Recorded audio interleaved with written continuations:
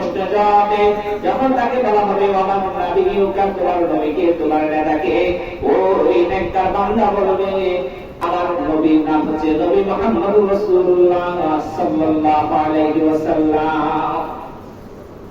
কবরের মধ্যে তিনটি প্রশ্ন করা হবে, তিন প্রশ্নের জবাব যারা দিতে পারবে গায়েব থেকে আওয়াজ আসবে, গায়েব থেকে আওয়াজ আসবে সাদাকা আবদি, আমার বান্দা সত্য বলেছে, আবশিরু মিনাল জান্নাহ, তার কবরের মধ্যে জান্নাতের বিছানা বিছায়া দাও, ওয়া আলবিসুহু মিনাল জান্নাহ, তার কবরে তাকে জান্নাতের পোশাক পরিধান করিয়ে দাও, ওয়াফতাহু লাহু বাবান মিনাল জান্নাহ, তার জন্য জান্নাতের সমস্ত দরজা খুলে দাও।